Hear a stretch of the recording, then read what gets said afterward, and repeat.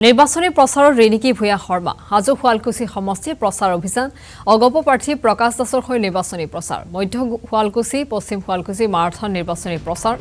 NDA প্ৰাৰ্থী প্ৰকাশ দাসৰ হৈ নিৰ্বাচনী প্ৰচাৰ মুখ্যমন্ত্ৰীৰ পত্নী আৰু এই ধৰণে জোৰদাৰ নিৰ্বাচনী প্ৰচাৰ সভাত অংশগ্ৰহণ কৰিছে ৰেণিকী ভূঞা শৰ্মাই হাজো শুৱালকুছি সমষ্টিৰ প্ৰচাৰ অভিযান চলায় অগপ প্ৰাৰ্থী প্ৰকাশ দাসৰ হৈ নিৰ্বাচনী প্ৰচাৰ সভাত অংশগ্ৰহণ কৰে মধ্য শুৱালকুছি পশ্চিম শুৱালকুছিতো মাৰাথন নিৰ্বাচনী প্ৰচাৰ ৰেণিকী ভূঞা শৰ্মা এনডিএ প্ৰাৰ্থী প্ৰকাশ দাসৰ হৈ নিৰ্বাচনী প্ৰচাৰ সভাত অংশগ্ৰহণ কৰা পৰিলক্ষিত হ'ল মুখ্যমন্ত্ৰীৰ পত্নী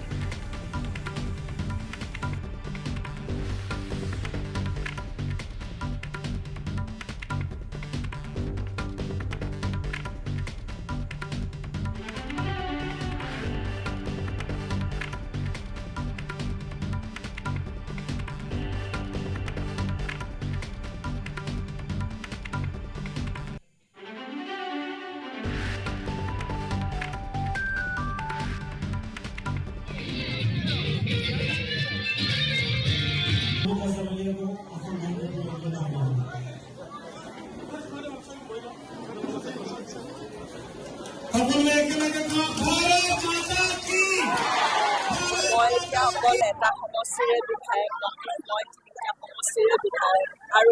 এই মানুহখিনিৰ লগত আজি বিগত 20 বছৰে সদায় ওতঃপ্ৰোতভাৱে জড়িত আছো আৰু আজি সেইকাৰণে সকলোকে এইবাৰ যিহেতু চবে চাউলক খুব ভাল পায় আৰু সদায় চবে ভোটত এবাৰ প্ৰথম চৰকাৰত হাতীত ভোটটো দিব সেইকাৰণে সকলোকে এবাৰ লগ পাই ইলেকশ্যনৰ আগত এবাৰ মাত দিব লাগিব মানুহৰ যিটো জনসমাৱেশ মানুহৰ যিটো সমৰ্থন আৰু মানুহৰ যিটো উৎসাহ ইয়াত নিশ্চিতভাৱে এনডিএ প্ৰাৰ্থী জয়লাভ কৰিব আৰু ৰাইজে আশীৰ্বাদ দিব আৰু মাননীয় মুখ্যমন্ত্ৰী মহোদয়ৰ হাজো শুৱালকুছি সমষ্টি নিজৰ সমষ্টি এই সমষ্টিৰ বিধায়ক মাননীয় মুখ্যমন্ত্ৰী মহোদয় আৰু এই সমষ্টিৰ মানুহে হিয়া উজৰি মাননীয় মুখ্যমন্ত্ৰী মহোদয়ক আশীৰ্বাদ দিব মই এতিয়া অকল এটা সমষ্টিৰে বিধায়ক নহয় মই তিনিটা সমষ্টিৰে বিধায়ক আৰু এই মানুহখিনিৰ লগত আজি বিগত 20 বছৰে সদায় ওতঃপ্ৰোতভাৱে জড়িত আছো আৰু আজি সেইকাৰণে সকলোকে এইবাৰ যিহেতু চবে চাউলক খুব ভাল পায় আৰু সদায় চবে ভোটত এবাৰ প্ৰথম চৰকাৰত হাতীত ভোটটো দিব সেইকাৰণে সকলোকে এবাৰ লগ পাই ইলেকশ্যনৰ আগত এবাৰ মাত দিব লাগিব মানুহৰ যিটো জনসমাৱেশ মানুহৰ যিটো সমৰ্থন আৰু মানুহৰ যিটো উৎসাহ ইয়াত নিশ্চিতভাৱে এনডিএ প্ৰাৰ্থী জয়লাভ কৰিব আৰু ৰাইজে আশীৰ্বাদ দিব